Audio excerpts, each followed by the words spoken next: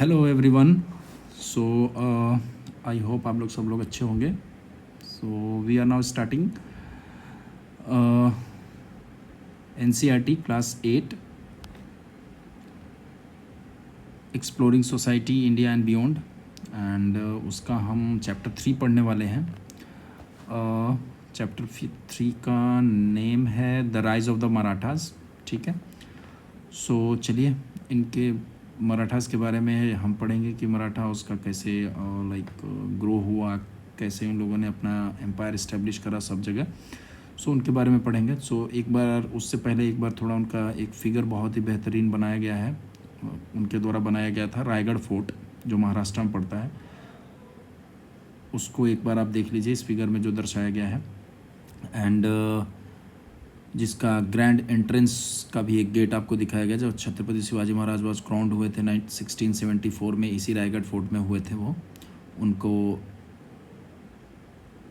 मुकुट पहनाया गया था as a Maratha empire for beginning of Maratha empire, वहीं से शुरू हुआ था। ठीक है, चलिए तो इसमें हम क्या क्या पढ़ेंगे। Who were the Marathas, Marathas कौन थे, कैसे वो लोग मैनेज करें, एक लार्ज पैन इंडिया पावर बने इन जो मतलब ब्रिटिश के हुकूमत को पूरी तरह से कम्प्लीटली कब्जा करने से जस्ट पहले मराठाओं ने कैसे पूरे पैन इंडिया पर अपना शासन किया, पावर दिखाया। What were some features of their governance, उनके शासन करने का गवर्नेंस जो होती, गवर्नमेंट जो वो चलाते थे उसका क्या क्या स्पेशल फीचर हुआ करता था वो हम थोड़ा पढ़ेंगे। एंड इंडियन हिस्ट्री में मराठा एम्पायर ने क्या इम्पैक्ट छोड़ा ये पढ़ेंगे। ठीक है, सो शुरू करते हैं। जैसे शिवाजी के जन्म, एक टाइमलाइन ग्राफ आपको दिखाया गया है फिगर में कि 1630 में शिवाजी का जन्म हुआ, फिर 1646 में 1646 से बिगिनिंग ऑफ शिवाजी रूल शुरू हुआ, शिवाजी का रूल शुरू हुआ। फिर 1657 में founding of the Marathas navy हुआ। 1660 में imprisonment at an escape from the Agra. मतलब ये सारा चीज़ शिवाजी के बारे में एक तरीके से दर्शाया गया है। ठीक है, फिर 1674 में छत्रपति शिवाजी का कोरोनेशन हुआ, उनको तिलक लगाया गया, उनको मतलब एम्पायर का राजा बनाया गया एक तरीके से। और 1677 में दक्षिण दिग्विजय का एक वो किया, मतलब साउथ में कॉन्केस्ट करके इन्होंने जीता। फिर 1680 में इनका देहांत हो जाता है महाराजा शिवाजी का, शिवाजी महाराज का। और फिर 1680 से लेकर के मुग़ल मराठा के बीच में युद्ध होती है। 1682 में पहला फर्स्ट एंग्लो मराठा युद्ध होता है, फिर 1802 में होता है, और फिर ऐसे ही चलता रहता है। तो ये चीज़ें हैं इस टाइमलाइन में, और 1720 में जाकर के ऑलमोस्ट इनका एंड हो जाता है मराठा एम्पायर का। ठीक है, चलिए तो उसमें एक बार थोड़ा सा ये भी फिगर देख लेते हैं। संत रामदास का स्टैम्प बनाया हुआ है, फ़ोटो बनाया हुआ है, और साथ में पोस्टल स्टैम्प है जो संत तुकाराम के नाम पर 400 का एक भारत ने, इंडियन गवर्नमेंट ने स्टैम्प बनाया था। ठीक है, तो सबसे पहले हम पढ़ते हैं, पहला टॉपिक हमारा है who are the Marathas, Marathas कौन थे सबसे पहले। ठीक है, तो Marathas are a group of people native to the Deccan plateau, more specially present day Maharashtra. ठीक है, मराठा वो लोग थे जो बेसिकली डेक्कन प्लेट्यू के रहने वाले थे, और जिसको आज के डेट में महाराष्ट्र में, मेनली आप महाराष्ट्र में कह सकते हैं, वहाँ के रहने वाले थे ये लोग मराठास। सो मेनली उनकी आइडेंटिटी जो थी उनके लैंग्वेज से डिफ़ाइन होती थी। वो मराठी लैंग्वेज का प्रयोग करते थे अपने इस लैंग्वेज की हिस्ट्री अगर देखी जाए तो 12वीं शताब्दी से शुरू थी, तो इससे ये इनका नाम मराठास पड़ा जो मराठी लैंग्वेज बोलते थे। ठीक है, अब पढ़ते हैं कि during the 13th century most of the Maharashtra's was ruled by Yadav dynasties with Devgiri. ठीक है, प्रेजेंट दौलताबाद उसका कैपिटल हुआ करता था। ठीक है, 13वीं शताब्दी में जितना भी महाराष्ट्र था उसका मोस्ट ऑफ द पार्ट जो था वो यादव डायनेस्टीज द्वारा, यादवाज डायनेस्टी हुआ करती थी, जिसका देवगिरी में जो आज की डेट में दौलताबाद शहर है उसको एज ए कैपिटल बना करके वो लोग रूल करते थे। ठीक है, in the early 14th century जब 14वीं शताब्दी की शुरुआत हुई तो the Yadav dynasty was overcome by the Khilji सल्तनत फ्रॉम द दिल्ली। ठीक है, वही अलाउद्दीन खिलजी का जो आप कह सकते थे सेनापति था, वो जिसने इनको यादव्स को हराया था तो अमीर खुसरो आई थिंक उसका, नहीं सॉरी अमीर खुसरो नहीं नाम था उसका, मैं उसका नाम बोल रहा हूँ। तो उसने मतलब खिलजी डायनेस्टी ने 14वीं शताब्दी में यादवों को ओवरकम किया, हरा करके कब्जा कर लिया, ठीक है, महाराष्ट्र पे एक तरीके से, ठीक है। एमिड सच political change the cultural tradition continue, cultural चीज़ें उसके बावजूद भी कंटिन्यू रहीं। जैसे भक्ति मूवमेंट शुरू हुआ 7वीं से 17वीं शताब्दी के बीच में, स्पिरिचुअली अपलिफ्टमेंट बहुत सारा हुआ। संत seekers from the several parts of India preferred the path of भक्ति टू मेरली एक्सटर्नल रिचुअलिज्म, ठीक है, बाहरी रिचुअल से बचने के लिए, मतलब बहुत सारा चीज़ भक्ति के पाथ पर, भक्ति के रास्ते पे बहुत सारे लोगों ने अपनाया। बाकी तो बहुत मतलब ये जो संत होते थे वो डाइवर्स सेक्शंस ऑफ सोसाइटी से आते थे। कुछ लोग डिवोशनल सॉन्ग में, poetry in the language of the masses उसमें करके और मैसेजेस करके ट्रैवल करते थे दूर दूर तक और मैसेज अपना पहुंचाते थे, ठीक है। और एक टाइमलाइन ऊपर दिया हुआ था 1720 के बाद का, देखिए 1754 में मराठास का कंट्रोल हुआ दिल्ली में। फिर battle of Panipat most important battle माना जाता है मराठा, जिसमें हारे थे 1761 में। फिर पहला फर्स्ट एंग्लो मराठा वॉर हुआ जिसमें मराठा ने जीता, 1775 से लेकर के 1782 तक में माना जाता है ये हुआ। फिर थर्ड एंग्लो मराठा वॉर हुआ 1810 में, एक 1802 में भी हुआ था सेकेंड एंग्लो मराठा वॉर, जिसमें अंग्रेज़ों की जीत हुई थी मराठा के ऊपर। और थर्ड एंग्लो मराठा था, यहीं पे मराठा की हार होती है, अंग्रेज़ जीतते हैं और यहाँ से मराठा का पावर कम्प्लीटली एक तरीके से ख़त्म हो जाता है और अंग्रेज़ पूरी तरह से शासन करना शुरू कर लेते हैं मराठास के एरियाज़ में जहाँ मराठाओं का राज हुआ करता था, ठीक है। अब महाराष्ट्र में बहुत सारे संत हुए हैं, जैसे कि ज्ञानेश्वर जी, नामदेव, तुकाराम, रामदेव, रामदास, ये सारे लोग हुए जिनको बहुत पॉपुलैरिटी मिली उस टाइम पे।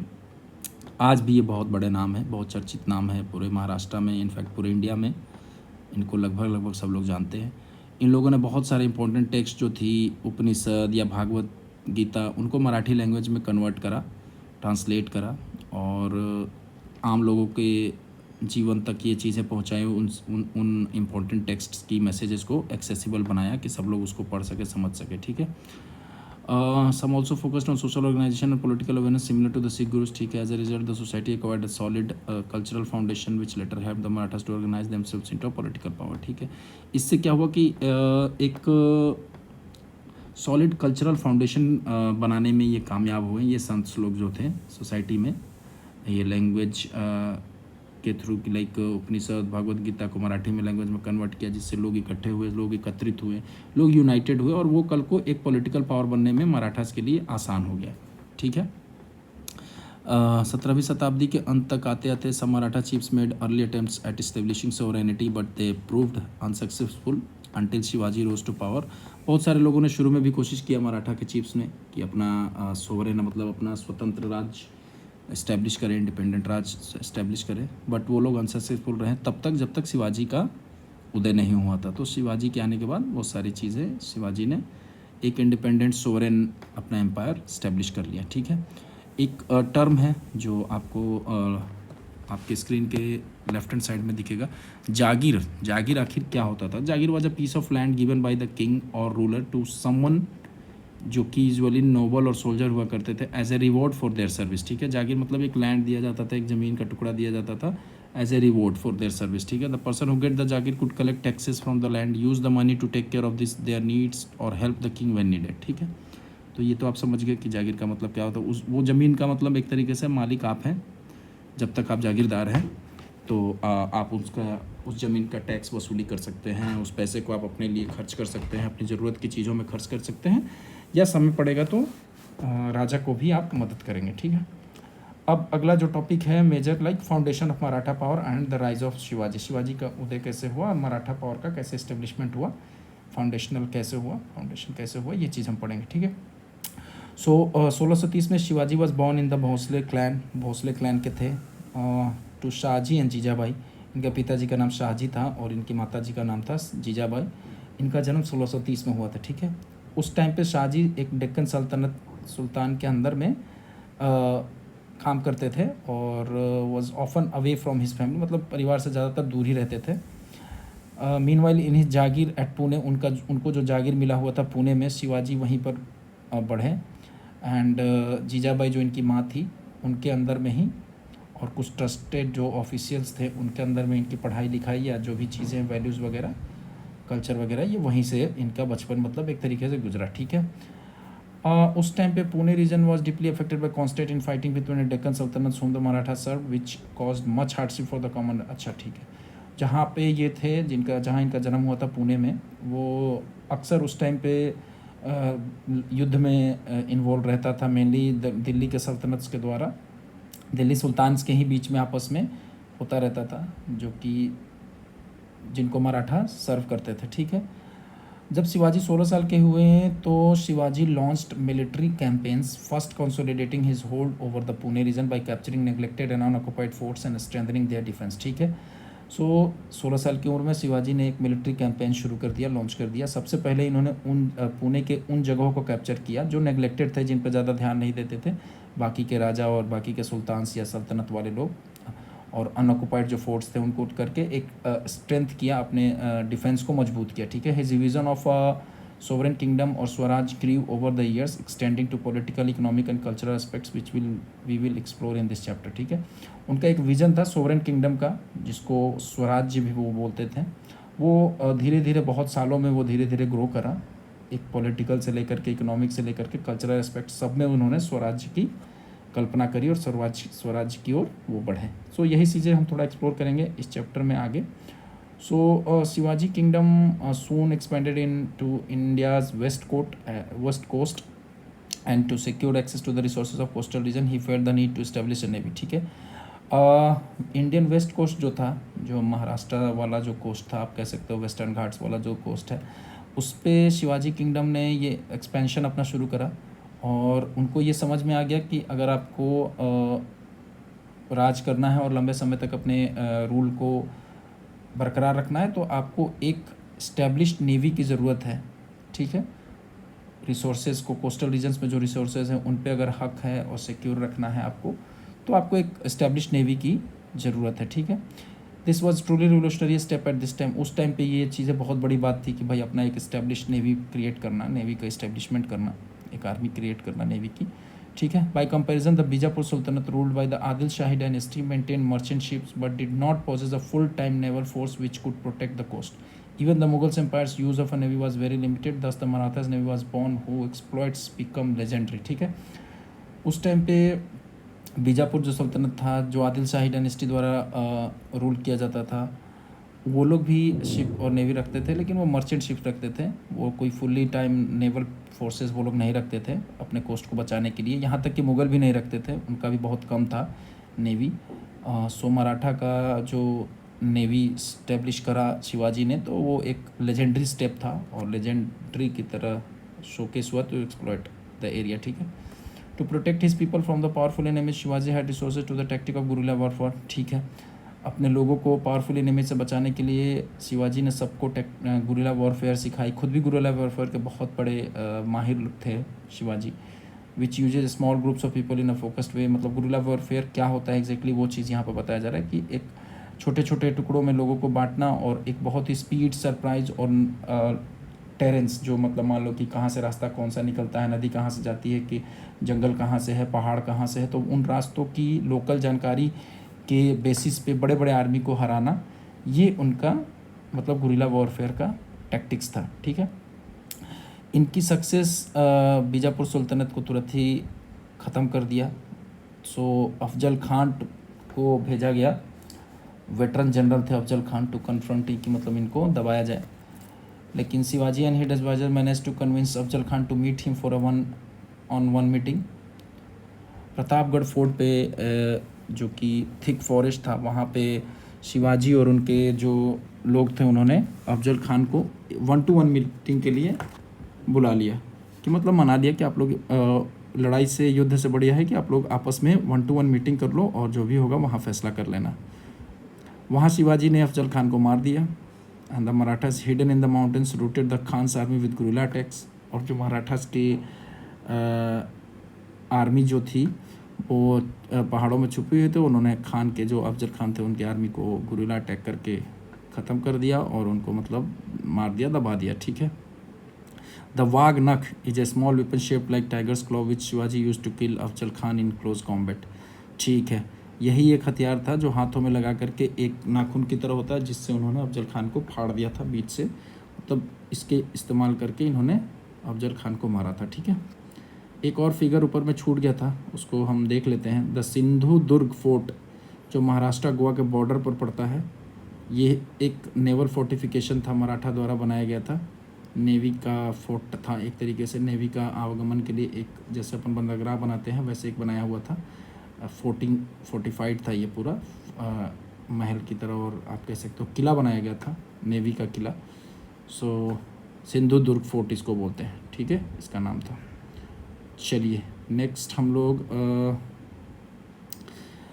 ठीक है।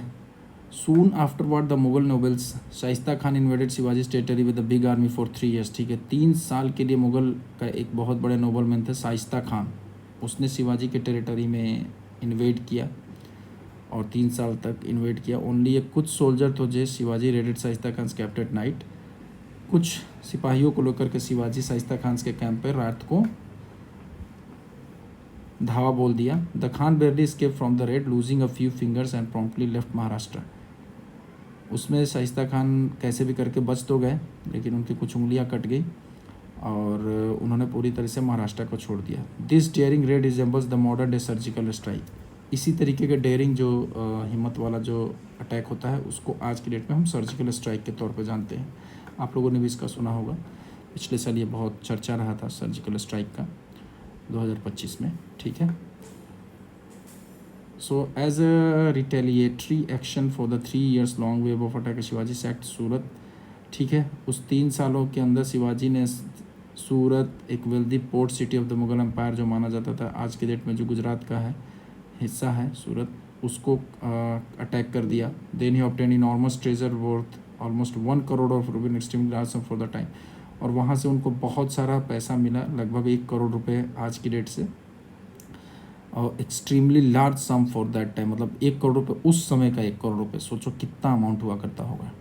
ठीक है, however he was careful not to attack religious places and even spared the house of Mohandas Parekh, a charitable man. मतलब रिलीजियस प्लेसेस को ये अटैक नहीं करते थे, उसका ध्यान रखते थे Shivaji. He sacked Surat again after a few साल, कुछ साल बाद फिर से सूरत को इन्होंने अटैक किया। This events become so famous that they appeared in the London gadget. Gadget में भी, लंदन के गैजेट्स में एक इंग्लिश न्यूज़पेपर होता था उस टाइम पे, उसमें भी इस चीज़ की चर्चा करी गई, which convent how Shivaji wrote to all European diplomatic agents in Surat demanding immediate presents of money, failing which he would return and ruin that city. इन्होंने वहाँ के अंग्रेज जो रहते थे सूरत में, चाहे बिजनेसमैन हो चाहे जो भी डिप्लोमेटिक एजेंट्स थे, उनको सबको लिखित में भेजा शिवाजी ने कि भाई इतना मुझे पैसा चाहिए, नहीं तो मैं दोबारा आऊँगा और शहर को बर्बाद कर दूँगा। ठीक है, the sacking of Surat was a great insult to the might and prestige of the Mughal empire, therefore Aurangzeb sent Jai Singh a distinguished Rajput general. मतलब सूरत का जो हमला था वो मुगल के लिए बहुत ही शर्मिंदगी का था, इंसल्ट हुआ उन्हें फील। तो औरंगजेब ने जयसिंह, जो एक राजपूत जनरल थे औरंगजेब का, वो राजस्थान वाले जयसिंह, उनको भेजा कि शिवाजी को लाओ और पुरंदर फोर्ट में लेकर के आने के लिए, जो पुणे में था। Defeat at Purandar had Shivaji had to concede defeat at Purandar fort and entered into treaty. ठीक है, he had to give a sizable part of his kingdom. ठीक है, वहाँ पे ये जब हार गए एक तरीके से जयसिंह से, तो इन्होंने बहुत सारा हिस्सा मुगलों को दे दिया और संभाजी अपने बेटे को भी मुगल के सर्विस में दे दिया एज ए लाइक मॉर्टगेज और कुछ भी, कि मैं कुछ गलत नहीं करूँगा, और इन्होंने एक्सेप्ट करी। ठीक है, शिवाजी व परसुएडेड बजाय, अब शिवाजी को जयसिंह ने मुगल कोर्ट जो आगरा में था वहाँ के लिए मनाया कि आप वहाँ पर आकर के औरंगजेब के सामने खड़े होकर के, एंड एक जो मुगल जनरल थे उनके सामने खड़े होकर के आप उनके सामने खड़े रहना, मतलब इस तरीके से, एक तरीके से उनको बेइज्जत करने का तरीका था एक तरीके से। तो इसको शिवाजी ने एक इंसल्ट के तौर पे लिया, तो उन्होंने वहाँ से हाउस अरेस्ट में कर दिया था, stormed out of the court. वहाँ से कोर्ट से वो उठ करके चले गए, जो उनका दरबार था औरंगजेब का, तो औरंगजेब ने उनको हाउस अरेस्ट कर लिया। ठीक है, वहाँ से निकलने के लिए शिवाजी ने एक स्ट्रेटजी लगाई। He started distributing gifts to holy man and Mughal generals और जो भी वहाँ के लोग थे, होली मतलब स्पिरिचुअल लोग जो पूजा पाठ वाले होंगे, वहाँ पे जो भी उनके मुसलमानों के पूजा पाठ वाले लोग होंगे, उनको ये कुछ कुछ गिफ्ट्स देना शुरू करें। अब गिफ्ट में fruit sweets packed in the big basket, ऐसे करते करते शुरू में तो चेक करते थे गार्ड, फिर बाद में वो छोड़ दिया इनको चेक करना। Expecting this Shivaji and his son Sambhaji head themselves इन, उसके बाद खुद ही उस बाल्टी में बास्केट्स में जा कर के बैठ गए अपने और बेटे को, और वहाँ से ये लोग बच के निकल गए। उसके बाद से लेकर के शिवाजी कभी भी औरंगजेब द्वारा कैप्चर नहीं हो पाए, पकड़े नहीं गए। ठीक है, ये देखिए कोर्ट का सीन जहाँ पे उनको खड़ा किया गया था। Shivaji on his throne receiving visitors. अच्छा, ये तो वहाँ का है, शिवाजी का जब छत्रपति बने थे, जब इनको कोरोनेशन किया गया था, वहाँ का कोर्ट का फिगर बनाया हुआ है। कुछ साल बाद 1674 में शिवाजी को पूरे वैदिक राइट्स, वैदिक रीति रिवाज के हिसाब से फोर्ट्रेस ऑफ रायगढ़ में इनका कोरोनेशन किया गया और इनको टाइटल दिया गया श्री राजा शिवा छत्रपति।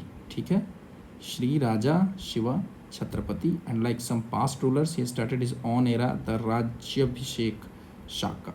ठीक है, बाकी पुराने जैसे रूलर्स होते थे राज्याभिषेक होता था, वैसे इन्होंने भी, इनका भी राज्याभिषेक हुआ 1674 में। ठीक है, after this Shivaji impact upon the conquest of the south also referred दक्षिण Digvijay.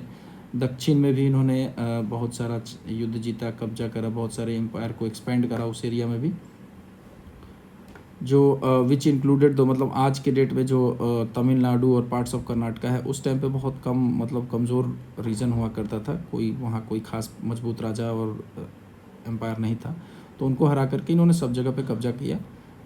This southern extension later gave Marathas great strategic depth against the Mughal invasion. ठीक है, ये उनके बहुत काम आया बाद में जब मुगल का इन्वेजन हो रहा था तब।